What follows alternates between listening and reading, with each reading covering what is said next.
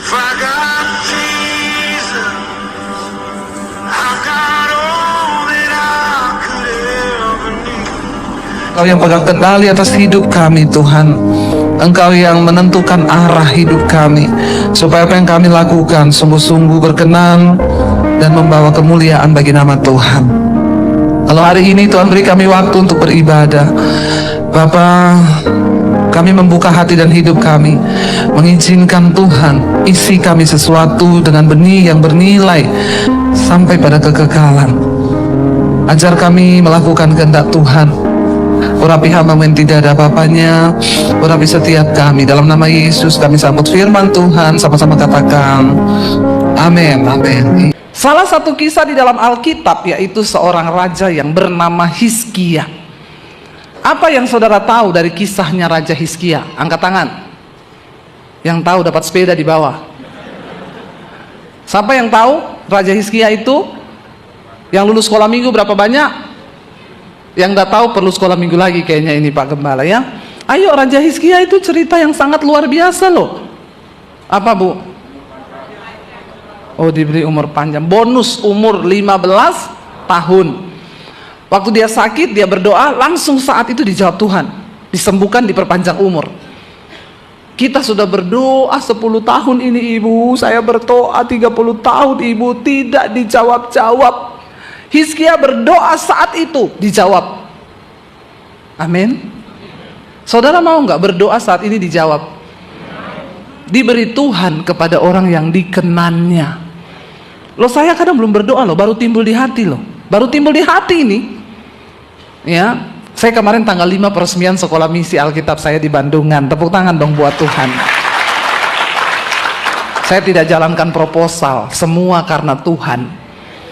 Ya, saudara, apa yang kami butuhkan? Saya belum ngomong, belum doa, belum. Baru ngomong, suami saya, udah mau peresmian, nggak ada furniture loh di sekolah. Iya ya, ntar aja nanti kita carilah yang murah-murah aja. Langsung WA masuk, ping, shalom Ibu, saya punya pabrik furniture, saya disuruh Tuhan hubungi Ibu. Apa yang Ibu butuhkan untuk sekolah misi Ibu, semua akan saya penuhi. Wow, enggak? Wow. Bukan wow lagi, wow. Saya khotbah yang ke-7 ini kok semakin semangat ya Bu? Kalau sampai jam 10 mau ya? Anda puas, saya lemes. Mau. Iya loh, orang dikenan Tuhan tuh enak saudara. Apa yang dia pengen, Tuhan bilang loh, ya, keinginan hatinya tuh dipenuhi Tuhan. Saya pernah diundang pelayanan saudara. Saya ini nggak pernah tentukan tiket pesawatnya apa, hotelnya apa, nggak pernah. Ibu mau naik pesawat apa? Batik aja yang murah. Ibu hotelnya apa? Yang penting hotelnya ya nyaman lah. Saya diundang ke Morowali, masuk hotel airnya coklat. Mau sikat gigi, buka wastafel, suami saya bilang, saya coklat loh airnya.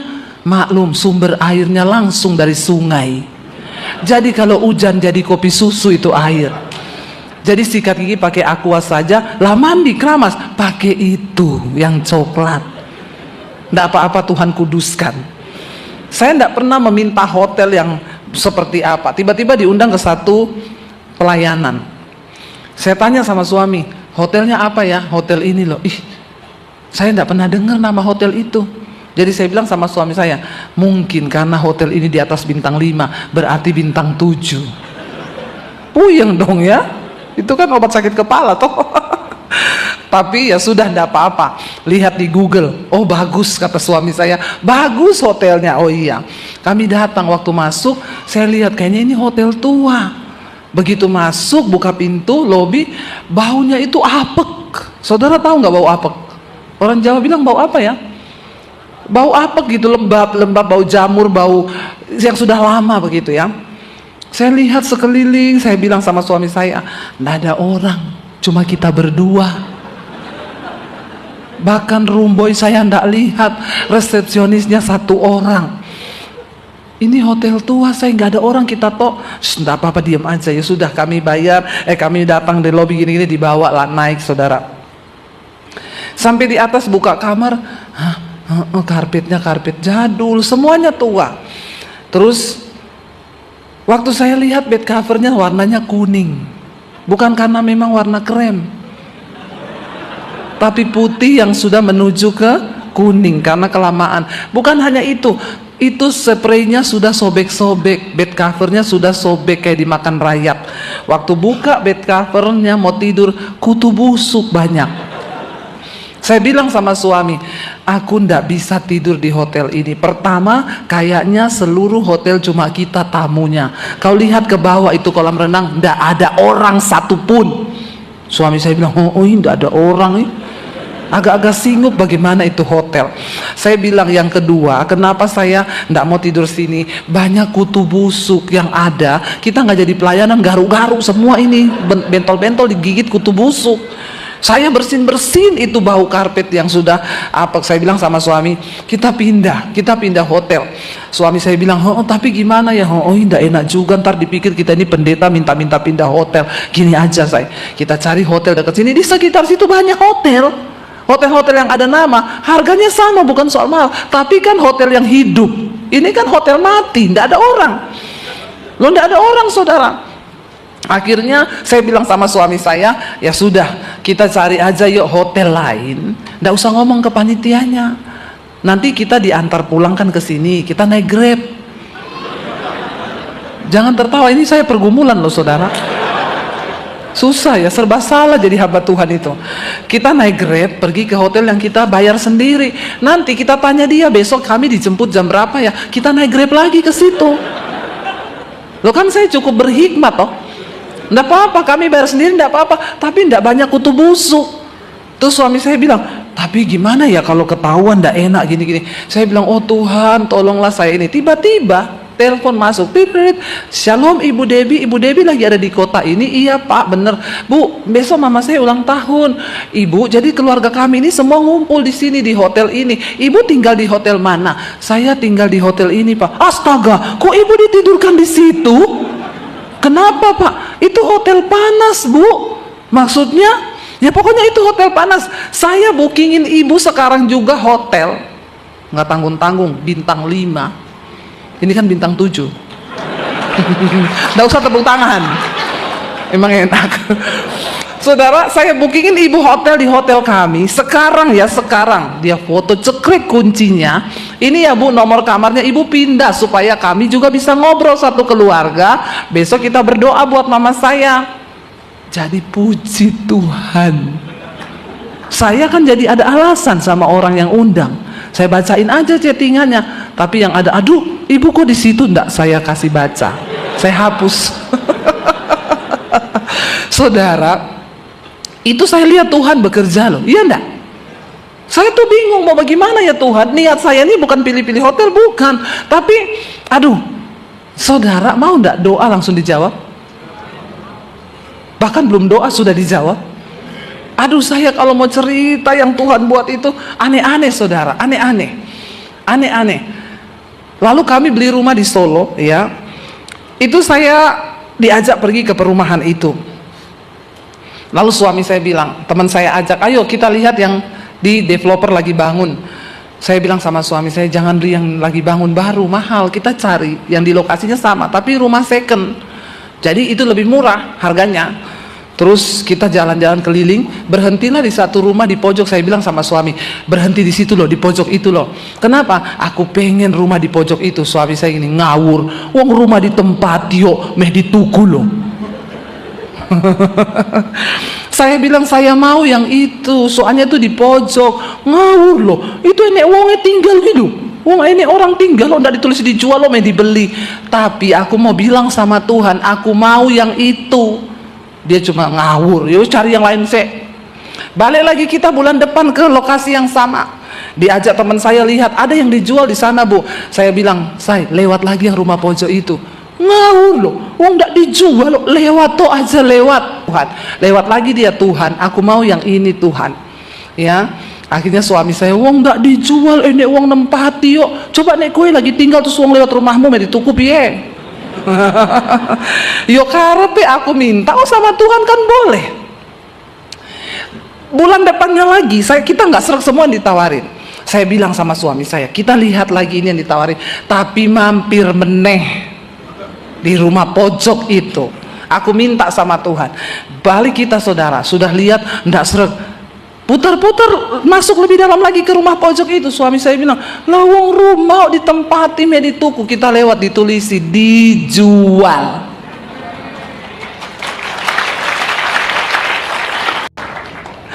Tuhan memberi keinginan saudara, hati orang yang dikenanya.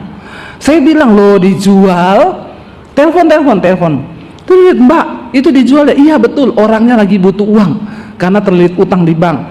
Mintanya berapa? Sekian. Saya tawar sekian, boleh nggak? Saya tanya ya Bu, iya. Bu, boleh Bu. Boleh nih. Akhirnya ya udah Mbak, kita kapan ketemu ya? Saya di Jakarta soalnya, nanti saya balik lagi gini. Iya oke Ibu DP aja. Besoknya saya telepon, Mbak, saya mau DP, transfernya kemana? Bu, sorry, nggak jadi dijual. Hampir mujizat terjadi, nggak jadi. Kenapa? Dia sudah ditolong adiknya, utangnya di bank sudah dibayar lunas. Jadi dia sekarang udah tidak butuh uang. Saya bulan depan ke sana lagi, saya bilang suami, mampir di rumah pojok. Suami saya bilang, orang tidak dijual, udah nggak jadi, mampir. Bener, tidak ada lagi tulisan dijual. Saya bilang, tapi aku minta itu sama Tuhan. Kami bolak-balik berbulan-bulan, lihat saudara, tidak ada yang seret. Akhirnya saya tanya sama security, mas tahu yang punya rumah di pojok itu dijual toh? Dulu Bu, sekarang sudah tidak. Aku minta nomor pemiliknya. Usaha saudara, saya dikasih nomor pemiliknya, saya WA, Pak, rumahnya dijual ndak? Ya sudah. Tapi saya bilang sama suami saya, tapi aku udah minta lo itu sama Tuhan. Lo nggak jadi dijual lo gini. Aku minta sama Tuhan. Sudah, akhirnya kita pulang ke Jakarta. Nggak lama kemudian bapaknya bilang, Bu, serius nggak? Saya bilang, ini bukan cuma serius Pak, 2 rius saya. Jadi gimana, harganya berapa? Sekian. Tinggi banget sama yang ditawari pertama. Dia ternyata sengaja saudara, karena dia tahu ada orang yang tanya, Pak ketinggian Pak. Ya sudah, kalau ibu ndak mau, wong saya ndak butuh uang. Oh ya udah. Tapi saya bilang, Tuhan, aku minta. Saya tawar, dia nggak mau turun. Saya tawar, dia nggak mau turun. Ya sudah, berbulan-bulan saya biarkan. Satu kali kami lagi perjalanan ke Solo naik mobil, saya bilang sama suami saya, kalau bapaknya itu minta sekian, dia turunin sedikit aja di tengah-tengah, saya mau tak bayar rumah itu. Tiba-tiba lagi di jalan, baru habis saya ngomong gitu, HP saya bunyi, ting. Saya lihat, bapak yang punya rumah, Bu, mau nggak sekian? Pak, siang ini kita ketemu di notaris. Saudara, Tuhan itu ya benar ada, Tuhan nyata, tapi asal kita mau hidup berkenan kepada Dia. Coba kita baca bersama, buka 2 Raja-Raja pasal yang ke-18 ayat yang pertama. 2 Raja-Raja 18 ayat yang pertama, ini tentang kisah Raja Hizkia saudara. Hizkia itu berdoa minta supaya dia disembuhkan dan diberi umur panjang. Tuhan tambah, dikasih bonus ya. 2 Raja-Raja 18 ayat yang pertama, baca bersama 1, 2, 3. Ya, maka dikatakan di sana apa? Dalam tahun ketiga zaman Hosea bin Ela Raja Israel, Hizkia anak Ahaz Raja Yehuda menjadi raja. Ia berumur 25 tahun pada waktu ia menjadi raja, dan 29 tahun lamanya ia memerintah di Yerusalem. Nama ibunya ialah Abi, anak Sakaria. 3, ia melakukan apa yang benar di mata Tuhan, tepat seperti yang dilakukan Daud bapa leluhurnya. Dialah yang menjauhkan bukit-bukit pengorbanan dan yang meremukkan tugu-tugu berhala, yang menebang tiang-tiang berhala, dan yang menghancurkan ular tembaga yang dibuat Musa. Sebab sampai pada masa itu orang Israel masih membakar korban bagi ular itu, dan namanya disebut Nehustan. Ayat 5, ia percaya kepada Tuhan Allah Israel, dan di antara semua raja-raja Yehuda, baik yang sesudah dia maupun yang sebelumnya, tidak ada lagi yang sama seperti dia. Ia berpaut kepada Tuhan, tidak menyimpang daripada mengikuti Dia. Ia berpegang pada perintah-perintah Tuhan yang telah diperintahkannya kepada Musa. Maka Tuhan menyertai dia kemanapun juga ia berperang. Ia beruntung. Ia memberontak kepada Raja Asyur dan tidak lagi taat kepadanya. Saudara, Hizkia diangkat menjadi raja menggantikan ayahnya Ahaz. Ahaz adalah raja yang jahat di mata Tuhan. Kisah dari semua raja Israel selalu kalau dikatakan, lalu Ahaz menjadi raja atas bangsa Israel, dia melakukan apa yang jahat di mata Tuhan. Lalu Hizkia menjadi raja atas Yehuda, dia melakukan apa yang benar di mata Tuhan. Jadi yang tercatat di Alkitab hanya dua, yang jahat dan yang benar. Kalau sekarang Tuhan mencatat nama kita, kira-kira yang jahat atau yang benar? Insya Allah hanya Tuhan yang tahu. Ya, bagian kita mari berusaha melakukan yang terbaik. Kenapa Hizkia doanya didengar Tuhan, saudara? Waktu dia naik menjadi raja, dia melakukan apa yang benar. Pertama-tama yang dia lakukan adalah apa, saudara? Dia merobohkan tugu-tugu berhala yang dibangun oleh bapaknya. Raja Ahaz ini jahat, sehingga saudara, Raja Ahaz ketika mendapat ancaman dari negara-negara sekitarnya, dia tidak lari kepada Tuhan. Dia datang kepada Raja Asyur, dia minta pertolongan kepada Raja Asyur. Raja Asyur berkata gini, aku mau tolong, yang penting ada hari gini. Ini yang pegang kendali. Saya kemarin dari Semarang ke sini, saya baca gerbang tol, penyebab kemacetan adalah saldo kurang. Makanya pastikan saldo Anda cukup, karena ternyata kalau saldo kurang bikin apanya yang macet? Semua rumah tangga macet kalau saldo kurang, ya enggak ibu-ibu? Langsung iya. Ya, ada ibu-ibu bilang sama suaminya, rumah tangga tetangga kita yang kanan itu loh, kenapa? Seperti hari Valentine, tiap hari sayang-sayangan. Yang sebelah kiri seperti hari Imlek, tiap hari istrinya dikasih angpau. Terus suaminya tanya, kalau kita seperti hari buruh, aku nih kerja paksa, gaji kurang, kalau demo dipecat. Jadi rumah tangga saudara seperti hari apa? Kalau saya dengan suami seperti hari Natal, penuh damai sejahtera dan sukacita. Amin. Iya, kalau saldo kurang maka macet. Ya, ini Raja Ahaz, karena dia takut kepada ancaman raja bangsa-bangsa lain, dia datang kepada Asyur, bukannya datang kepada Tuhan, datang kepada Asyur. Akhirnya bangsa Raja Asyur bilang, oke, kamu tak jaga, tak lindungi, tapi setiap tahun mereka harus memberi upeti kepada Raja Asyur. Itu strategi, saudara, agar dia bisa mengambil kekayaan. Lalu saudara, karena sudah mulai berkurang emas yang diminta, perak yang diminta oleh Raja Asyur, Raja Ahaz mengambil emas dan perak dari rumah Tuhan. Bayangkan, orang itu kalau pengen rasa aman, dia menghalalkan segala cara demi rasa aman. Loh, padahal kan belum tentu juga ada musuh, tapi dia sudah minta perlindungan. Sementara dia ditekan. Apalagi kalau sudah mendekati jatuh tempo. Dia ditelepon Raja Asyur, siap ya, akhir bulan ini anak buahku datang, kamu tambah upetimu, kalau enggak aku enggak jaga kamu. Hidup seperti gitu enak enggak, saudara? Jangan pernah menaruh pengharapanmu kepada sesuatu yang lain selain kepada Tuhan. Nah, ketika Hizkia naik menjadi raja, Alkitab berkata dia hidup benar di mata Tuhan, dia menaruh percayanya hanya kepada Tuhan. Jangan taruh rasa percayamu pada sesuatu yang lain, taruh kepada Tuhan. Bahkan ketika dia naik, akhirnya terjadi apa, saudara? Karena Raja Ahaz takut kepada Raja Asyur, sehingga dia memasukkan penyembahan berhala. Dewa-dewanya Asyur dimasukkan ke dalam bait Tuhan untuk dijadikan sesembahannya. Maka orang Israel berdosa terhadap Tuhan orang Yehuda. Bahkan mereka mulai menyembah patung buatan Musa itu, ular tembaga.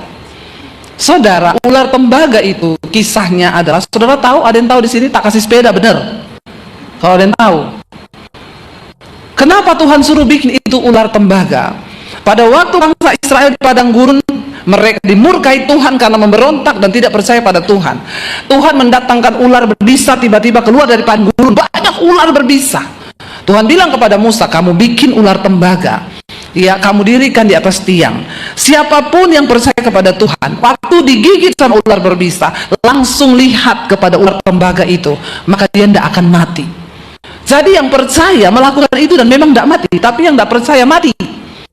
Nah, ketika patung itu dari kisah Musa dulu dibawa sampai ke kisah raja-raja ini, patung itu disembah menjadi berhala di bangsa Israel, di Yehuda.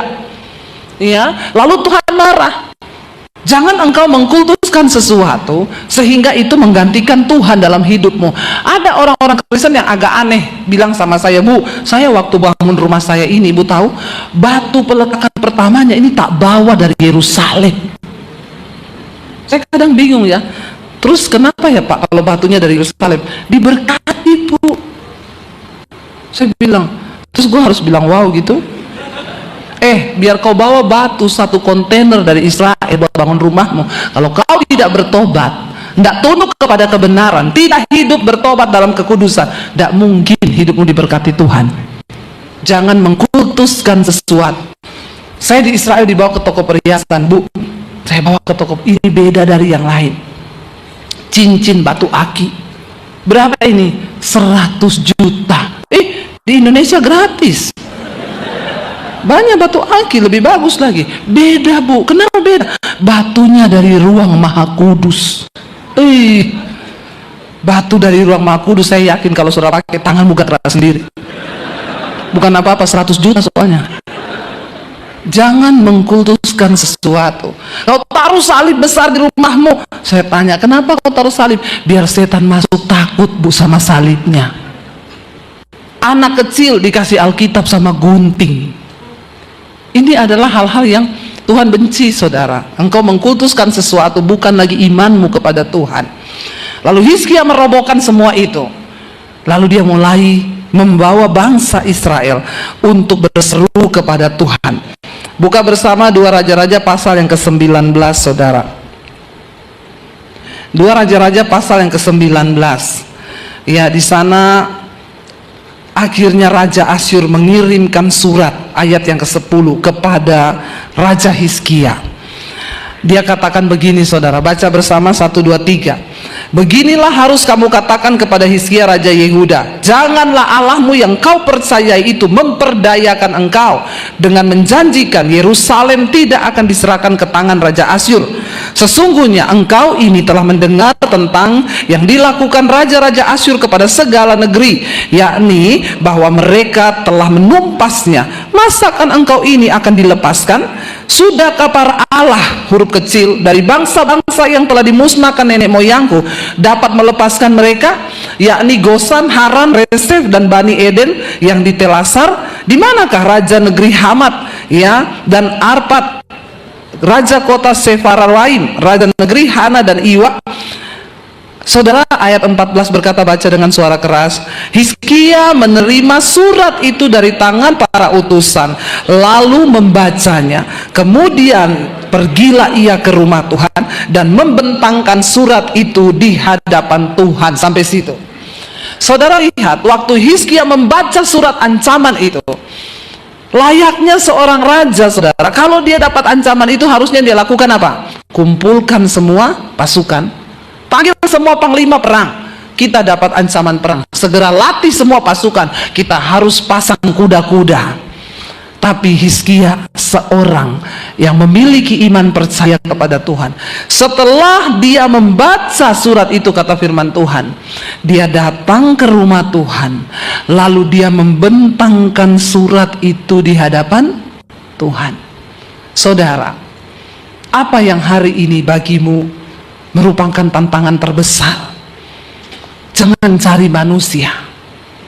Mungkin hari ini engkau terima surat jatuh tempo atau surat lelang, tidak usah kau foto itu lalu kau kirim ke Pak Samuel, apalagi kau kirim ke saya.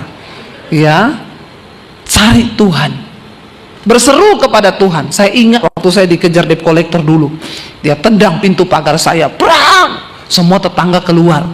Pendeta, utang tidak bayar, ngomong Tuhan, Tuhan, mana Tuhanmu, bayar utangmu. Saya masih ingat namanya Victor.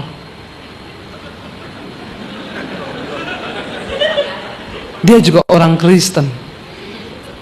Saya bilang, saya ini utang bukan niat nggak bayar loh.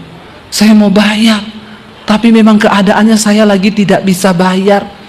Saya bilang, kamu tuh bertobat. Jangan kerja jadi debt collector yang tendang-tendang pagar orang, mengancam orang. Mbok ibu kasih saya kerjaan. Saya bilang, orang seutang saya yang nggak bisa saya bayar, apalagi gaji buat kamu. Tapi hari ini saya mau bilang, dimanapun Victor kau berada, Tuhanku itu hidup. Hari ini saya mau bilang kepada kau Victor, kalau kau ketemu saya tak kasih kau uang, tapi kau harus bertobat. Iya saudara, ya, saya pernah mengalami. Akhirnya saya dan suami, saya tidak telepon mertua, saya tidak telepon ipar saya tidak telepon teman saya orang kaya. Kami menghitung semua utang-utang kami. Saya bilang sama suami saya, ini waktunya kita minta Tuhan ikut bekerja. Mungkin selama ini kita tidak pernah minta Tuhan bekerja, karena ini di luar batas kemampuan kita. Dan memang apapun, tidak ada kekuatan apa-apa dari manusia. Bahkan napas ini loh, dari Tuhan, tidak boleh sombong. Amin. Akhirnya kami membentangkan, kami hitung utang kami total 80 juta. Ini 13 tahun lalu. Secara manusia tidak ada uang 80, jangankan 80 juta, yang 10 juta si Victor datang-datang aja saya tidak bisa bayar, apalagi di total semuanya. Kami bentangkan itu di hadapan Tuhan. Kami berdoa, Tuhan, kami minta Tuhan campur tangan Tuhan. Engkau tahu niat kami bukan tidak mau bayar. 2 hari kemudian ada ibu-ibu WA saya, Bu Debbie, saya pengen ketemu ibu, bisa nggak kita ketemu di mall ini? Waktu itu saya belum YouTuber loh, ya. Oh iya bisa Bu, ada apa ya Bu? Saya tidak tahu keadaan ibu, tapi Tuhan suruh saya berkati ibu 100 juta. Kok enggak wow ya? Biasa aja ya. Wow dong. Di saat benar-benar enggak bisa loh, 80 juta utang saya dikasih 100 juta loh. Saya bayar semua, masih sisa 20 juta. Beberapa waktu lalu, kami sekarang diberkati Tuhan. Tuhan ingatkan, balikin uang itu ke orang yang pernah kasih. Yakin Tuhan? Yakin. Saya temui ibu itu, Bu, saya mau kembalikan uang 100 juta yang pernah dulu ibu kasih. Loh Bu Debbie, itu kan saya tidak pinjemin. Memang ibu tidak pinjamkan, tapi Tuhan suruh saya kembalikan. Dia bilang, memang Bu, keadaan usaha kami memang sekarang lagi sepi, tapi saya tidak mau terima uang yang ibu balikin. Gini aja, saya paksa dia, gini aja, kalau ibu mau kembalikan, saya punya yayasan, yang itu saya kasih makan orang susah Bu. Kalau ibu mau transfer aja, tapi tolong Bu, 50 juta aja, jangan 100, supaya saya tetap ada upahnya di hadapan Tuhan. Ya udah, akhirnya saya transfer 50 juta. Makanya Victor, dimanapun kau berada, cari Tuhan. Loh bener saudara, ya maaf loh, sekarang beli nggak ada yang utang saya, cash. Jadi saya nggak ada lagi hubungan dengan debt collector. Dia sanggup membalikkan keadaan semudah hanya membalik telapak tangan waktu kita taruh iman. Jangan cari penggadean, menyelesaikan masalah tanpa masalah, padahal bikin. Yang member pasti tahu. Telat tak bayar, barangmu hilang. Saudara, Hizkia itu tahu. Ya, dia bentangkan surat itu di hadapan Tuhan. Lalu kita lihat dia berdoa, dia bilang apa? Ayat 15. Hizkia berdoa di hadapan Tuhan dan dengan berkata, ya Tuhan Allah Israel yang bertahta di atas kerubim, hanya Engkau sendirilah Allah segala kerajaan di bumi. Engkaulah yang menjadikan langit dan bumi. Sendengkanlah telingamu ya Tuhan, dan dengarlah, bukalah matamu ya Tuhan, dan lihatlah, dengarlah perkataan Sanherib yang telah dikirimnya untuk mengaibkan Allah yang hidup. Dia membuat aib nama Tuhan. Dia pikir Tuhan itu mati. Ayat 17, ya Tuhan, Hizkia berdoa ini sambil menangis pasti, karena dia ketakutan juga. Dia bilang, ya Tuhan, memang raja-raja Asyur itu telah memusnahkan bangsa-bangsa dan negeri-negeri mereka, dan menaruh para Allah mereka ke dalam api, sebab mereka memang bukan Allah, hanya buatan tangan manusia, kayu dan batu. Sebab itu dapat dibinasakan orang. Ayat 19 Hizkia berkata, maka sekarang ya Tuhan Allah kami, selamatkanlah kiranya kami dari tangannya, supaya apa? Segala kerajaan di bumi mengetahui bahwa hanya Engkau sendirilah Allah, ya Tuhan. 20. Lalu Yesaya bin Amos menyuruh orang kepada Hizkia mengatakan, beginilah firman Tuhan Allah Israel. Ya, dia bilang, apa yang telah kau doakan kepadaku? Ya, dia bilang apa saudara? Aku telah mendengarnya. Ya, Tuhan berkata, apa yang kau doakan, ya, mengenai Sanherib itu, Tuhan telah mendengarnya. Saudara, Hizkia berdoa didengar. Saya percaya kalau kita juga menjadi orang yang berkenan pada Tuhan, kita berdoa didengar. Jangan tunggu 30 tahun, 50 tahun, kelamaan. Kenapa kita berdoa lama dijawab? Karena ada penghalang doa. Jadilah orang yang berkenan. Kita lihat jawaban doa 2 Raja-Raja 19 ayat 32. Ya, kita baca bersama. Ini jawaban Tuhan kepada Hizkia sebagai orang yang takut Tuhan. Baca 1, 2, 3. Sebab itu beginilah firman Tuhan mengenai Raja Asyur. Ia tidak akan masuk ke kota ini dan tidak akan menembakkan panah ke sana. Juga ia tidak akan mendatanginya dengan perisai dan tidak akan menimbun tanah menjadi tembok untuk mengepungnya. Melalui jalan dari mana ia datang, ia akan pulang. Tetapi ke kota ini ia tidak akan masuk. Demikianlah firman Tuhan. Dan aku akan memagari kota ini untuk menyelamatkannya, oleh karena aku dan oleh karena Daud hambaku. Maka baca ini dengan suara keras, terjadi jawaban doa. 35. Maka pada malam itu keluarlah malaikat Tuhan, lalu dibunuhnyalah 185.000 orang di dalam perkemahan Asyur. Keesokan harinya pagi-pagi tampaklah semuanya bangkai orang-orang mati belaka. Saudara, saya mau tanya, bagi Raja Hizkia, dapatkah dia melakukan hal itu, membunuh tentara Asyur dalam waktu satu malam sejumlah 185.000 orang? Banyak nggak itu? Banyak, saudara. Banyak, sangat banyak. Mereka berkemah untuk mengepung Yehuda. Tuhan bilang mereka tidak akan masuk. Dan malaikat turun. Saudara percaya, ada pertolongan yang supranatural, ada mujizat yang supranatural yang bisa terjadi bagi anak-anak Tuhan yang hidupnya berkenan kepada Tuhan. Ya, tapi ini sebuah pertanyaan penting. Menurut, saya mau panggil Bapak Ibu masih muda-muda ya. Menurut kalian hidup itu perlu ada tujuan enggak? Ya perlu dong ya. Kita melakukan segala sesuatu kalau nggak ada tujuan, ya kita pasti yang pertama nggak fokus, yang kedua ya akan sembarangan. Tapi ketika kita punya tujuan, maka ya itu yang akan mengarahkan kita untuk melakukan itu dengan baik dan maksimal. Ya 1-2 orang aja wakili, ya apa tujuan hidup kita? Nggak apa-apa kalau salah nggak dihukum, benar juga nggak dapat sepeda, apalagi mobil. Ya, kira-kira apa tujuan hidup? Ada yang bisa? Karena saya tahu setiap orang itu pasti punya pandangan yang berbeda. Saya pernah pelayanan di Manado naik kapal. Waktu itu ya masih ada kapal ke Manado, kapal laut dari Jakarta tuh 4 hari di atas kapal. Ya, ketika kita mengarungi samudra luas, satu kali saya tuh lagi berdiri di dek kapal itu. Di depan saya lihat ya kayak film-film Titanic gitu ya. Tapi saya nggak ada pacar waktu itu, belum menikah. Saya tuh lihat ya, terus tiba-tiba ada satu orang pemuda datang.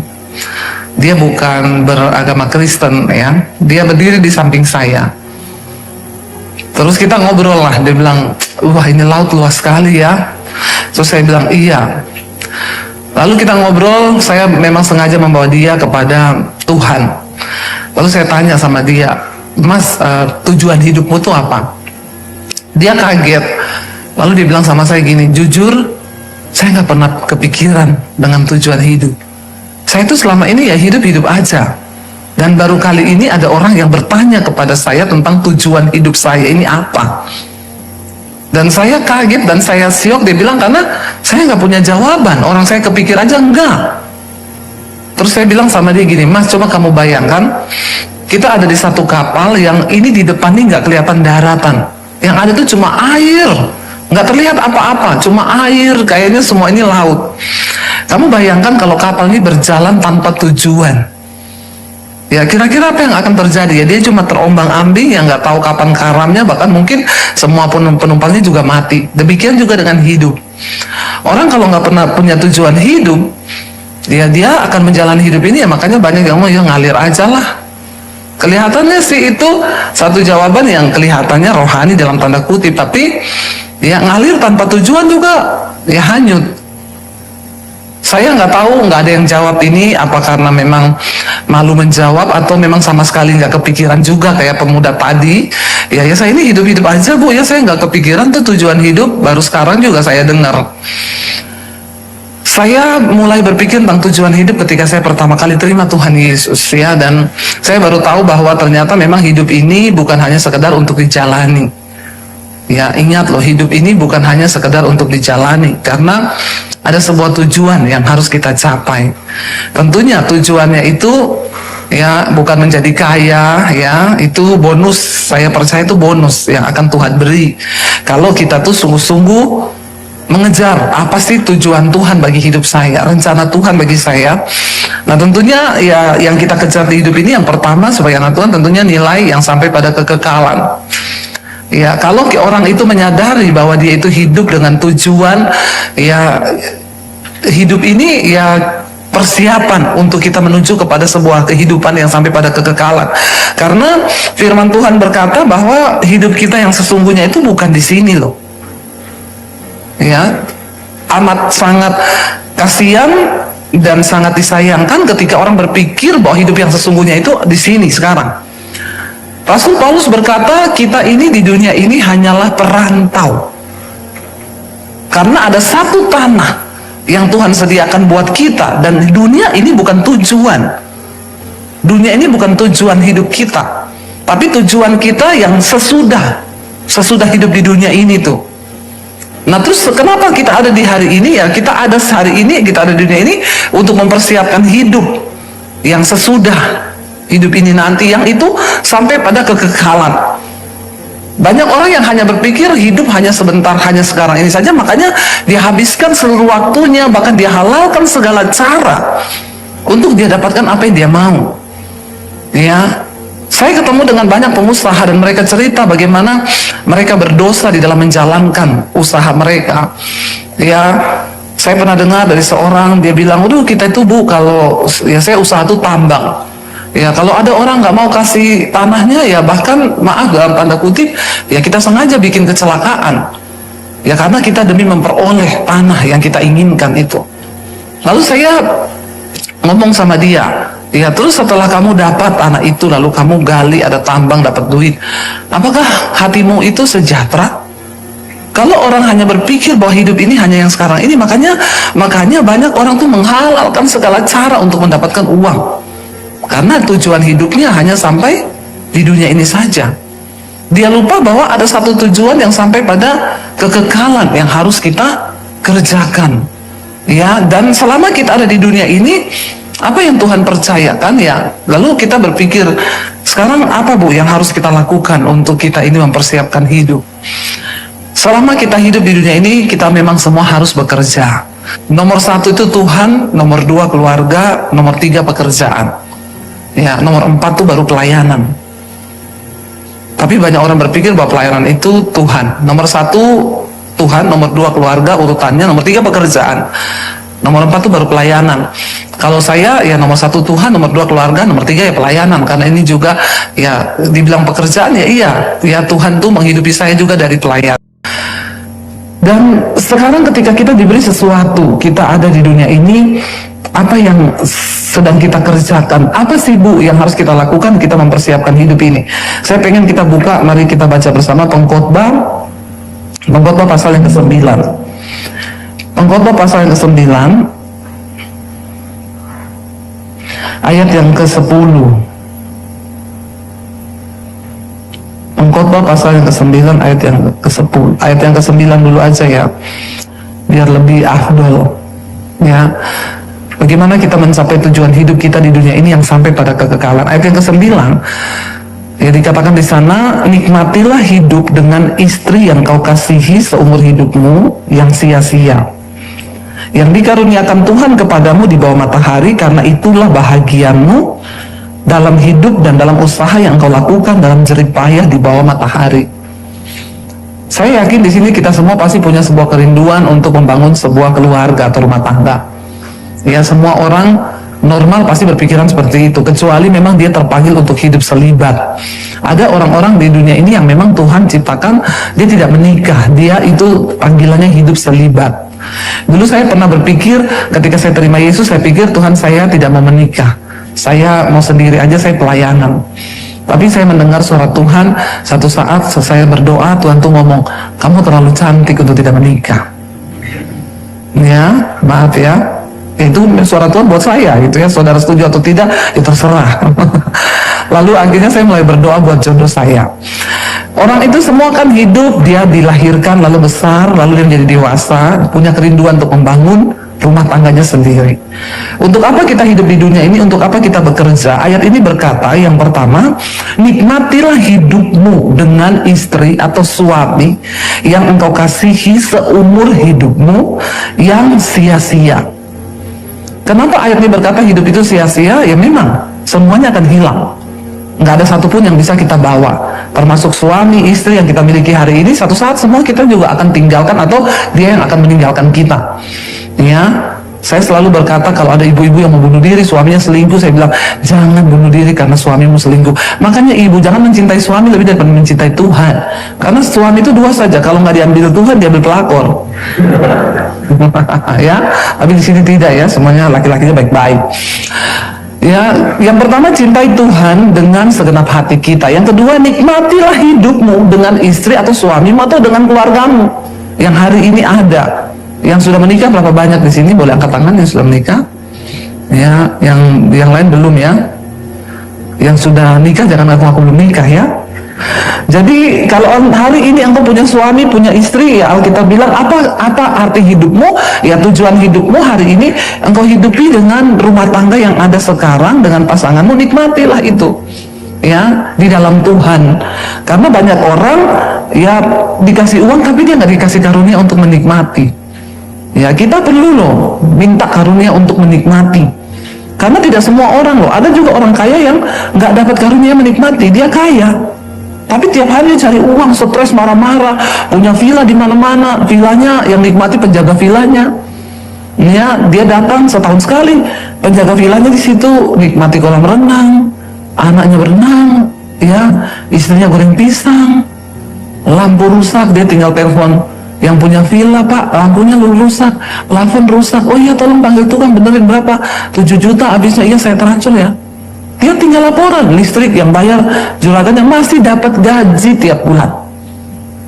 Jadi kira-kira lebih menikmati yang mana?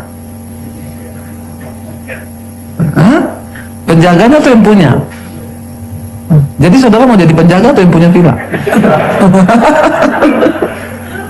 Ya, lebih enak lagi jadi yang punya tapi menikmati. Jangan sampai jadi yang punya tapi tidak menikmati. Penjaganya tiap hari hidup nggak pernah ada tekanan. Ya, nggak pernah dikejar pajak. Dia hidup dengan istri anak bahagia di villa itu, dikasih kendaraan untuk operasional, gaji tiap bulan terima, rusak yang benerin yang punya villa. Jadi kalau saya lihat sih penjaga villa itu lebih daripada pemenang. Ya, yang punya villa pemenang, tapi penjaga villanya lebih dari pemenang. Saya sedang memberi satu gambaran bagi saudara, jangan sampai engkau bekerja tapi engkau lupa untuk menikmati hidupmu. Amin. Nikmati dengan siapa? Ya tentunya dengan istrimu atau dengan suamimu, jangan dengan istri orang. Ya. Kemarin saya tuh baca ada ulasan dari seorang dokter di Instagram. Ya, kenapa suami berselingkuh? Ya, survei, suaminya jawab, karena selingkuhan saya tuh lebih ramah dari istri saya. Dia nggak pernah maki saya, dia nggak pernah teriakin saya, dia nggak pernah panggil saya bodoh. Ya, dia tuh mengasihi saya, selingkuhannya. Saya gregetan juga baca itu ya. Saya komen ya, iya karena masih bulan promosi. Ya, coba promosinya habis, kau hidup sama-sama dia, lebih gila dari istrimu. Ya, jadi nikmatilah hidupmu yang pertama dengan pasanganmu, dengan suamimu. Engkau bekerja, setelah itu engkau pulang, engkau nikmati hasil jerih payahmu itu dengan istrimu. Ada orang, dia kerja susah payah, dia nikmati dengan temennya, nggak dengan istrinya atau nggak dengan suaminya. Ya, dengan teman tapi mesra, TTM, hati-hati, itu banyak terjadi nih. Nggak usah angkat tangan. Ya, banyak terjadi karena engkau tidak ketemu suami, nggak ketemu istri 8 jam sehari. Ya, kau berangkat, istrimu masih pakai daster, kau pulang dia udah pakai daster lagi, kau datang ke kantor lihat temenmu rapi, make up, ya akhirnya makan siang bareng. Ya, lalu terjadilah hal-hal yang diinginkan. Jangan pura-pura bilang tidak banyak orang begitu. Lalu terjadilah hal-hal yang tidak diinginkan, Bu. Kau jangan bohong. Kalau tidak diinginkan tidak nah, berarti karena memang jangan ya. Yang pertama, ya isilah hidupmu itu dengan nikmati berkatmu dengan pasanganmu, dengan suamimu atau dengan istrimu. Nikmati itu. Yang kedua dikatakan di sini, bagaimana kita, karena hidup ini sia-sia, tidak akan ada satupun yang kita bawa. Ya, karena itulah bahagiamu. Saya pernah lihat satu ilustrasi, satu ekor tupai. Dia masuk ke salah satu kebun. Jadi kebun itu semua tertutup rapat. Hanya ada satu lubang sempit banget. Jadi tupai itu berusaha masuk dari lubang sempit itu. Waktu dia masuk kan dia belum makan. Dia masuk akhirnya ke kebun itu. Dia makan itu buah, saudara, sampai dia 3 hari di situ, perutnya gendut, ininya gendut. Waktu dia mau keluar, dia nggak bisa keluar. Karena lubang itu sempit. Akhirnya dia diet dulu 3 hari lagi tidak makan. 3 hari baru dia bisa muat lagi keluar dari lubang itu. Itu gambaran manusia itu di dunia ini. Kita tuh lahir nggak bawa apa-apa. Kita datang ke dunia ini telanjang. Waktu kita pulang nanti dipanggil Tuhan juga kita nggak bawa apa-apa. Jadi nikmatilah setiap hari yang engkau alami. Boleh punya mimpi, tapi jangan terlalu halu. Kadang orang itu nggak bahagia tuh karena halu. Apalagi dengan adanya dunia media sosial sekarang. Kita lihat, wah dia pamer ini, pamer itu, ya kita lihat di IG, wah dia liburan, dia naik ini. Ya jangan terlalu terpengaruh. Ya sebab seringkali tampilannya itu tidak sesuai dengan apa yang ditampilkan. Ya kayak kemarin ada iklan saham, ya dari luar negeri. Jadi para itu mereka bikin tayangan naik private jet. Ya kamu ikut saham saya, lihat saya usia muda, kemana-mana sudah naik private jet. Dia di syuting naik turun private jet. Pilotnya bukan suara, bohong, itu private jet charteran. Pinjamnya sama saya, tapi diakui punyanya dia pribadi. Ya tidak seindah iklan hidup ini. Jadi nikmati apa yang kau punya hari ini di tanganmu. Ya tidak usah terlalu muluk-muluk. Bahagia itu sederhana kok. Saya sudah ketemu dengan orang kaya raya, ya. Itu makanya juga cuma sehari 3 kali. Dan udah nggak bisa banyak, bener. Ya orang kaya-kaya itu makan sedikit udah kenyang loh. Ya saya sampai ngomong sama suami saya, kalau kita sih baru OTW kaya, baru OTW, belum kaya, baru OTW dimanin dong, amin, aminin aja. Ya, saya tuh ngomong sama suami saya, kita ini dulu ya, dulu tiap hari cicilan banyak, dikejar debt collector, makan banyak saudara, makan itu piringnya nasinya segini, nambah 2 kali, nggak gendut, bener, nggak gendut. Sekarang ya ampun, makan nasi 2 sendok, tambahin yang protein, gendut. Lewat rumah makan Padang aja naik 1 kilo. Saya tuh sampai suami saya tuh gini, sampai dia kadang stres depan kaca gini, gimana sih bisa kurus? Kenapa ya dulu kita makan 2 piring nggak gendut? Saya bilang dulu susah, saya stres. Dulu baru bangun pagi mikir cicilan.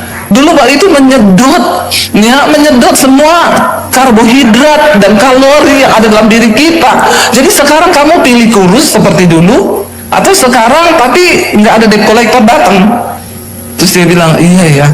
Tapi masa sih iya?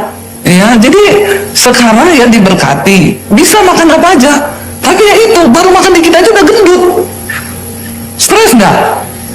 Ya jadi bingung kan? Jangan saudara pikir, saudara kadang lihat orang kaya enak ya hidupnya.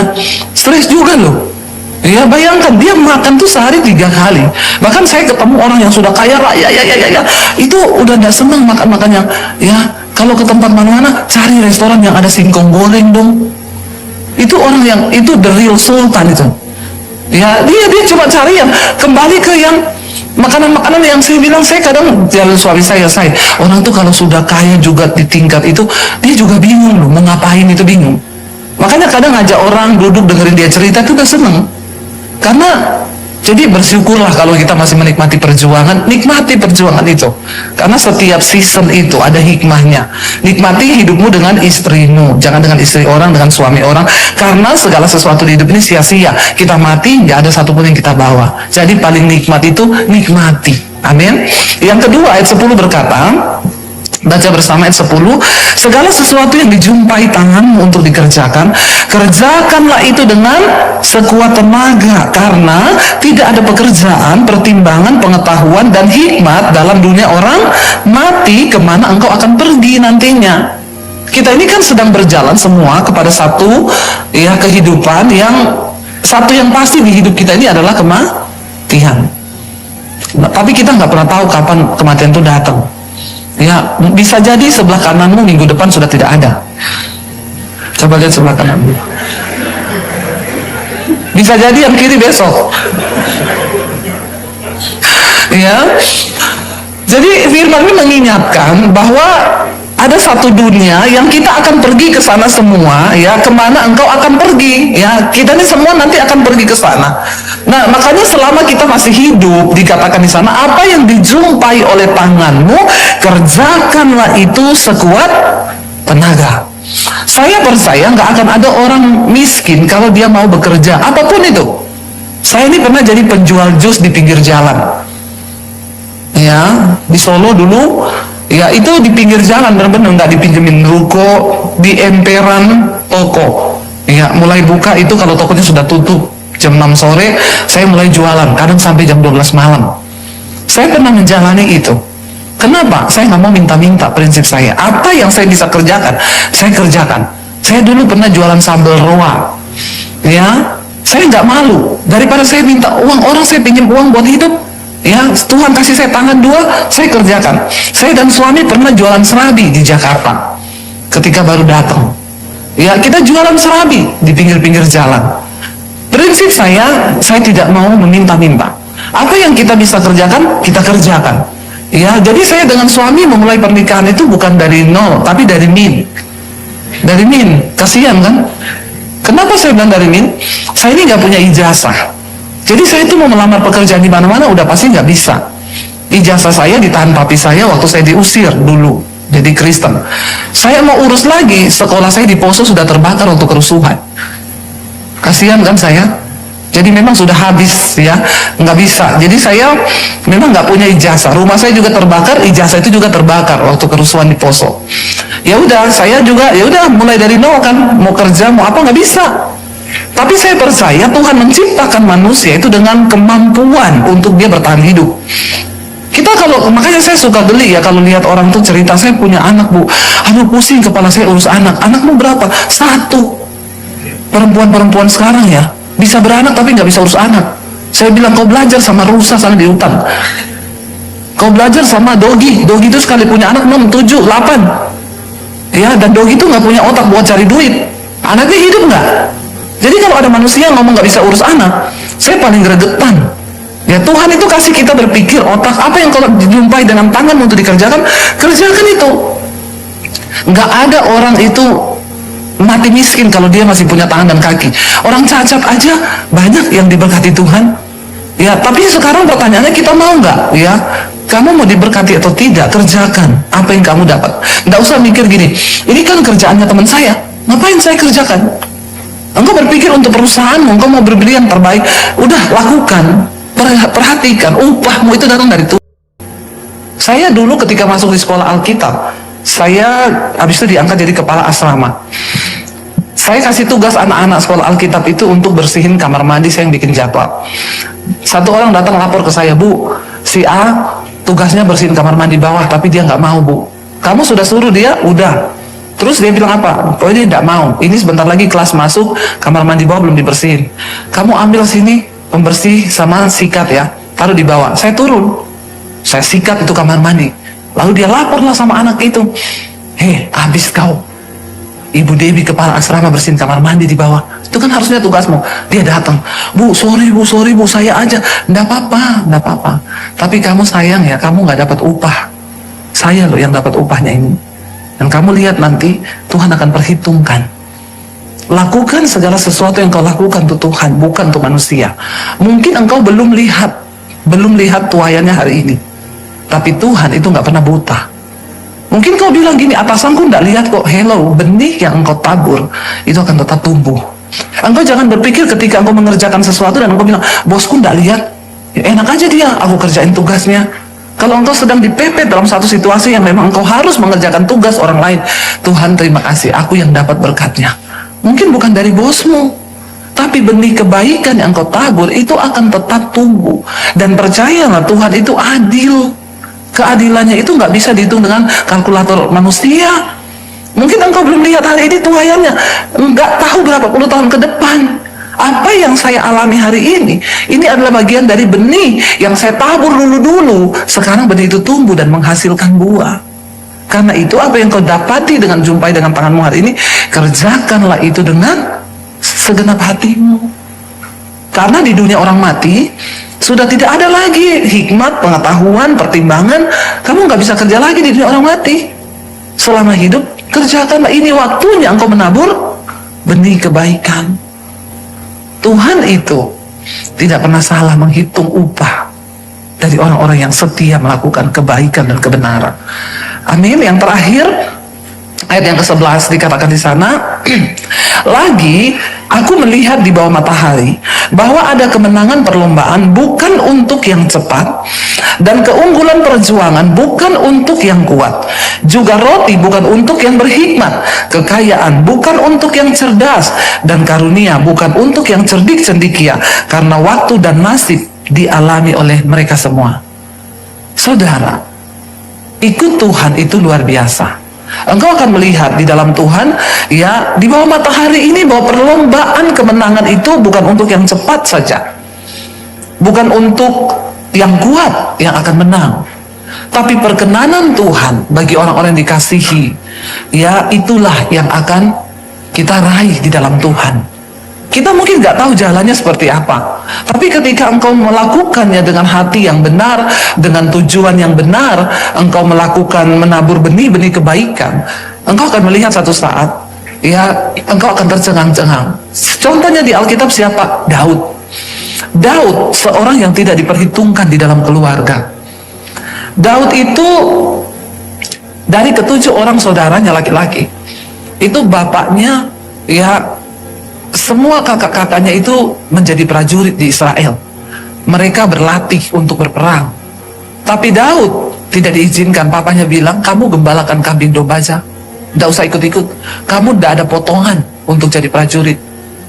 Bahkan ketika Nabi Samuel berkata kepada Isai, aku akan mengurapi salah satu dari anakmu untuk menjadi raja atas Israel. Jadi besok semua anakmu harus datang ke upacara pengorbanan. Isai menyuruh ke-7 orang anak laki-lakinya kecuali Daud. Jadi menurut kita sebenarnya Daud punya alasan untuk kepahitan. Dia nggak diperhitungkan. Coba kalau Nabi datang pada zaman itu, Nabi itu seperti suara Tuhan loh. Dia ngomong, besok anak laki-lakimu suruh datang semua. Saya yakin malam itu pasti bapaknya bilang, kalian semua pakai baju bagus ya, besok kamu akan diurapi oleh Nabi.